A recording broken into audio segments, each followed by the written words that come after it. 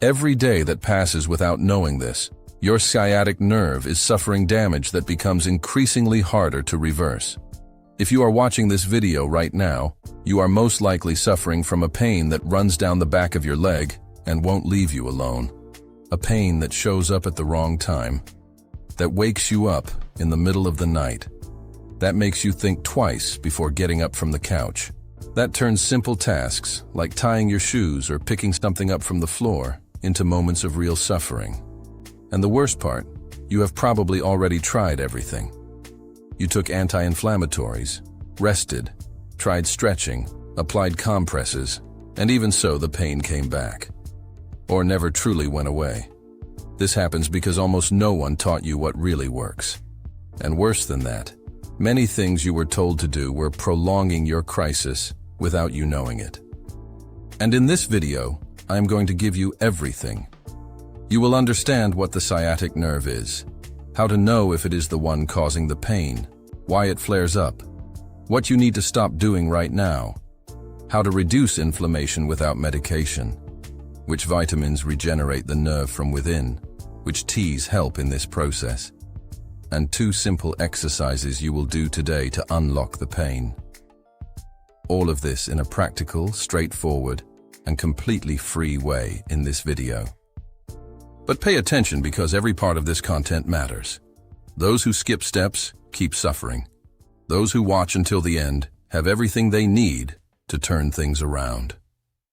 What the sciatic nerve is and how it forms. The sciatic nerve is the junction of several nerve roots that come together to form the longest and thickest nerve in the human body. Between the vertebrae, there is a space which is the intervertebral disc space. The main function of the spinal column is to protect the spinal cord, which is a direct extension of the brain. Someone who has an accident and injures the spinal cord loses movement because this trauma cuts the communication between the brain and the body.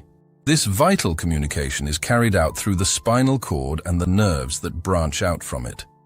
The body needs to protect the spinal cord very efficiently, and it sits inside a space called the central canal, like a well-protected conduit.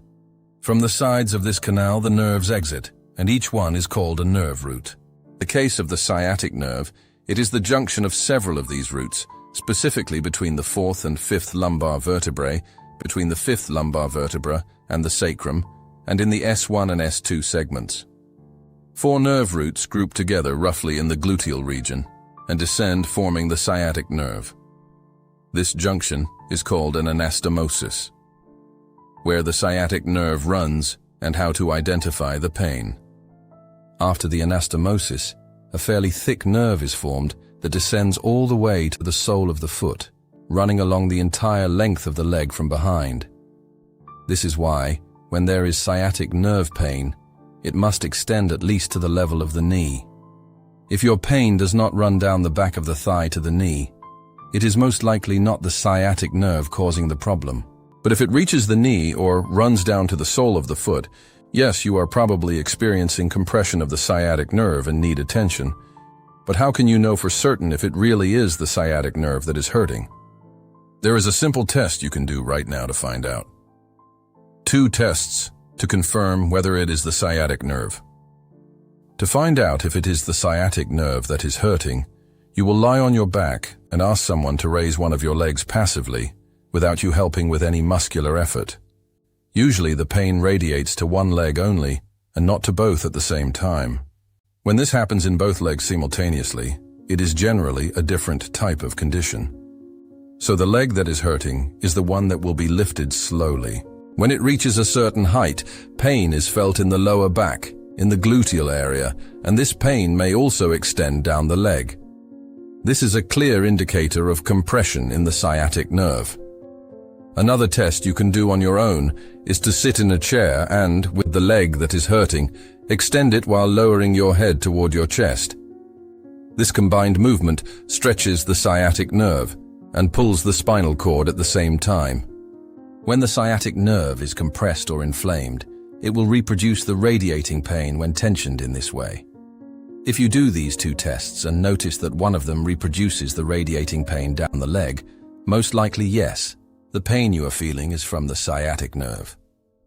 what the tests reveal, and why identification matters. Identifying the origin of the pain is the first step to treating it correctly. Many people treat the wrong problem because they do not know how to make this basic distinction. Knowing that the pain comes from the sciatic nerve completely changes the treatment approach, the recommended exercises, the suggested positions, and even the precautions that should be avoided in daily life. Now that you know how to identify it, a very common question arises. What exactly causes this compression? There are more reasons than most people imagine. The mechanical causes of sciatic nerve pain.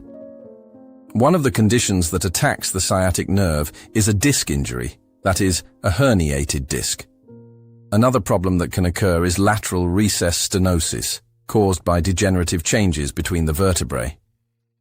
There is a space called the intervertebral foramen through which the nerve exits the spine.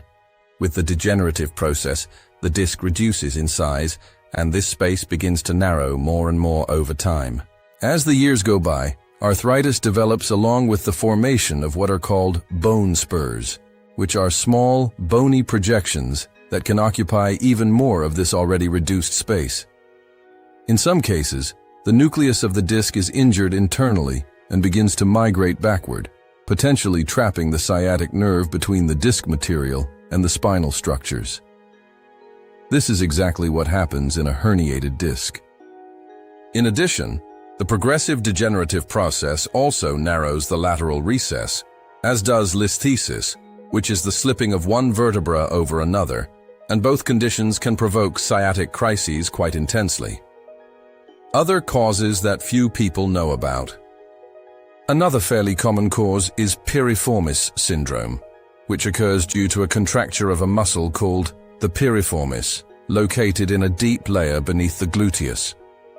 The sciatic nerve can pass just behind this muscle, and there are even anatomical variations in which the nerve passes through the belly of the muscle. When this muscle is very contracted, it directly compresses the sciatic nerve, and the pain begins in the gluteal region and extends down the leg. Injuries or trauma can also cause the problem. A fall onto the buttocks, for example, can directly injure the sciatic nerve or the surrounding structures. Pregnancy is another very common cause, as weight gain, hormonal changes, and shifts in pelvic position can irritate the nerve. Incorrect posture maintained for long periods, a sedentary lifestyle, and loss of muscle strength are factors that also contribute to the onset of crises. And one condition that is not uncommon is vitamin B12 deficiency, which can cause neuropathic pain, especially in the sciatic nerve, even without any mechanical compression involved. Did you know that the position you sleep in can significantly worsen the crisis during the night? Next, you will learn the correct positions to rest without aggravating the pain. The best position for sleeping on your back. One of the most suitable positions for sleeping during a sciatic crisis is to lie on your back and place a pillow behind your knees. When you lie in this position and use the pillow as support, it creates a slight flexion of the knees that completely changes the tension on the nerve. Imagine that the sciatic nerve is like a very long rope. When it is stretched too tight, it generates tension throughout its entire length and hurts. By bending your legs just a little with the help of the pillow, you release the tension on this rope, relieving the pressure on the nerve and making the position much more comfortable for sleeping through the night. The best position for sleeping on your side. The other recommended position is to lie on your side. You will position yourself on your side and place a pillow in front of you, between your legs, resting the leg that is hurting on it with the knee slightly bent. This is a position that serves two purposes at the same time. First, it shortens the path of the sciatic nerve, reducing tension. Second, the pillow prevents you from involuntarily rotating your torso during sleep, which would increase tension on the nerve. With this support, the spine remains in a straighter and more aligned position, and the position becomes much more comfortable throughout the night. These are the two positions that help you sleep better and wake up with less pain during a crisis. But a very frequent question is, how long can this crisis last? And the answer may surprise you. How long sciatic nerve pain lasts? There is no standard or normal duration for sciatic nerve pain. Each person responds differently, and many factors influence this variation. Unlike a cold, from which we usually recover within 7 to 10 days in a fairly predictable way, a sciatic nerve crisis can extend for a very long period if the person continues doing the wrong things.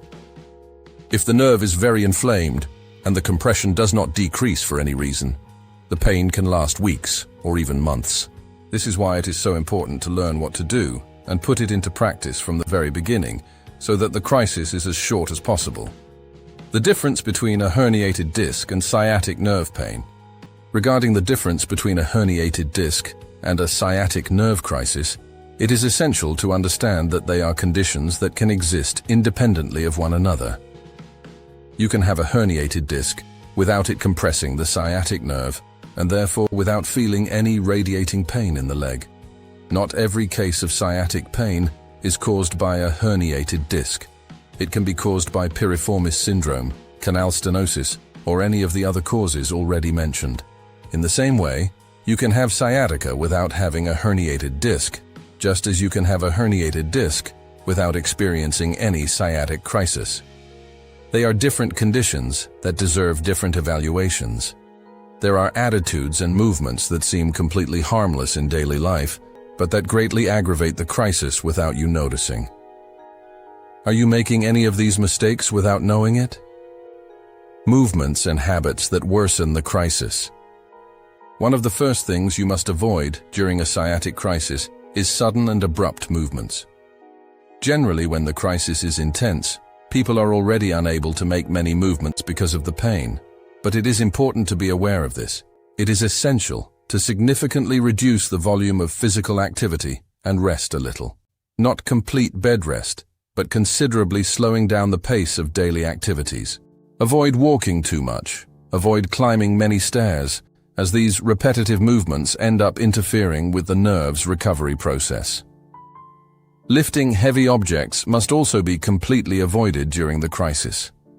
When you lift weight, you exert a very large compressive force on the spine, and the tendency is for this force to help compress the sciatic nerve even further, worsening the inflammation and the pain. Also avoid standing or sitting for long periods without moving. Those who work sitting down should try to spend around 40 minutes in the chair, get up for 5 to 10 minutes, move around a little, and sit back down. The mistake that seems right but makes everything worse. Another thing that interferes a great deal and that many people do thinking it is helping is stretching the back of the leg during the crisis. The two tests explained earlier are nerve tension tests for exactly this reason. When you lift the extended leg, you pull the sciatic nerve and it touches the point where it is being pinched, radiating the pain.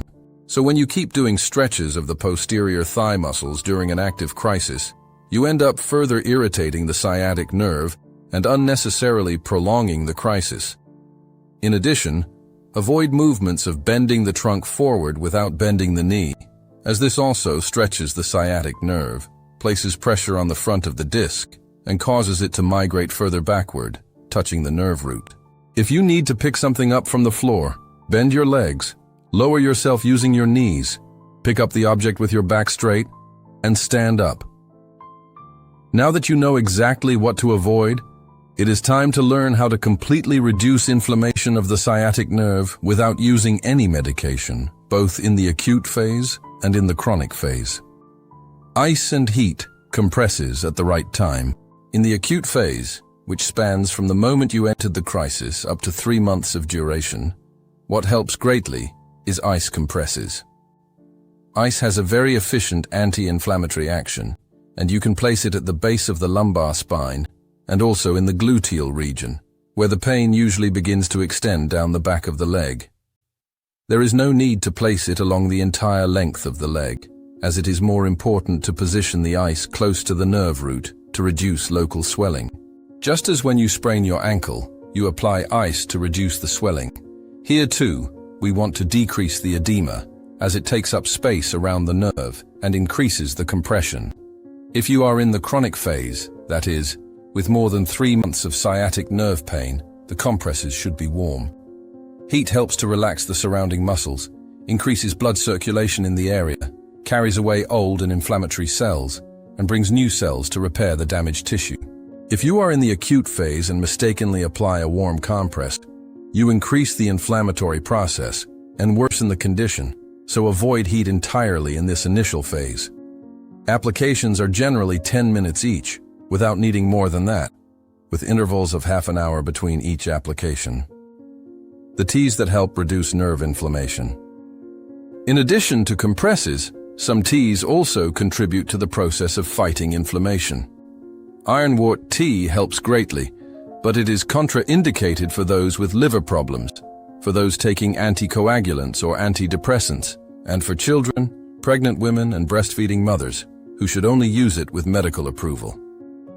Canela de velho, also known as cinnamon vine, also helps greatly to reduce sciatic nerve pain and does not present high toxicity and can be taken for a certain period of time, always with caution. Sucupira, which is actually a seed from which the tea is made, helps with joint pain in general and also aids in reducing sciatic nerve inflammation.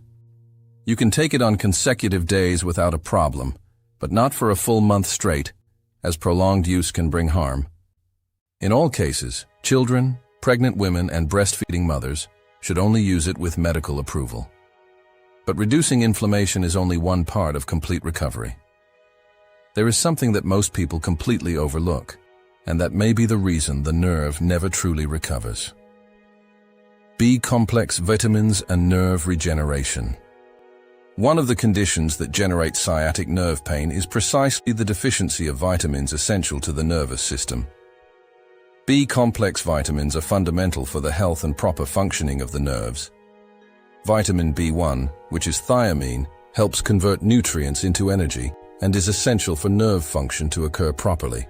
Without it, the nerve cannot perform its basic functions efficiently. Vitamin B6, called pyridoxine, is important for the synthesis of neurotransmitters, which are the fundamental substances for communication between nerves. Vitamin B12, which is cobalamin, is essential for the production of myelin, which is the protective layer that surrounds the nerve, and also for nerve regeneration after an injury. The myelin sheath serves to increase the speed of nerve signal transmission. When there is a vitamin B12 deficiency, it is as if an electrical wire had its protective coating melting and the inner cable becoming exposed, generating short circuits and failures. B vitamin supplementation is therefore fundamental to restoring the function of the injured nerve. Vitamin B9, which is folic acid, works together with the other B-complex vitamins to maintain nerve health and protect nerve cells from damage. Vitamin D, magnesium, zinc, and vitamin E in recovery. Vitamin D is also very important for the health of the nervous system and plays a relevant role in the functioning of the immune system. Just like vitamin B12 deficiency, vitamin D deficiency can also be directly associated with neuropathic pain. Vitamin E is a powerful antioxidant that helps in cellular regeneration and protects cell membranes from damage caused by free radicals, which accumulate at the site due to the inflammatory process. Magnesium helps reduce muscle tension, functioning as a natural muscle relaxant that decreases pressure on the nerve, being especially useful in cases of piriformis syndrome. It also prevents excitotoxicity, which is when the nerve keeps firing electrical signals in excess, and this prolonged overactivation causes the nerve cells themselves to begin to die. Zinc plays an important role in pain modulation through its influence on neurotransmitters and their receptors, helping the brain to better regulate the pain signals that reach it. You can find B-complex vitamins, vitamin D, vitamin E, magnesium, and zinc at the pharmacy, and most do not require a medical prescription to be purchased. Now that you know how to nourish and regenerate the nerve from within, all that remains is to learn the 2 exercises that will unlock the sciatic nerve when it is severely flared up. They are simple, but the results may surprise you. The first exercise to unlock the sciatic nerve. The first exercise you will perform lying on your back, on a bed, or on a mat on the floor. In this position, you will move your feet up and down slowly and in a controlled manner, as if you were repeatedly pumping with your feet. This apparently simple movement will help decompress and reduce the pressure on the sciatic nerve, making it slide a little better along its path and gradually unwind. 10 repetitions each time, and you can and should do this movement first thing in the morning, as the very first thing before any other movement, still in bed. This will prepare the nerve for the movements of the day and will significantly reduce the tension that has built up overnight. The second exercise and how to build the complete sequence. The second exercise you will do lying on your side. Let us say the pain is on the left side, in the left leg. So you will lie on your right side, which is the side that does not hurt, and you will draw your left leg up and down slowly and in a controlled manner. The ankle, more specifically the inner part of the malleolus, will rise dragging gently along your own leg, passing the level of the knee, and then descend again to the starting point. You will be mobilizing the nerve along its entire path, as if you were gently and precisely unwinding a wire inside a conduit. While in this position performing the movement, you will feel along with your hand the pelvic bone, which is the iliac crest, and press with your finger the gluteal region in that area. By pressing this specific region, you will be working some fibers of the gluteus medius that frequently become very tense during a sciatic crisis. This area is generally quite sensitive to the touch. Pressing this point while performing the leg movements will help to unlock the sciatic nerve quite efficiently. Do 10 repetitions and repeat a few times throughout the day. The ideal is to do these 2 exercises before applying the ice compresses. First you lie on your back and do 10 repetitions with both feet. Then you lie on the side of the leg that is not hurting and do the movement of bending the leg up and down while pressing the gluteal region with your finger.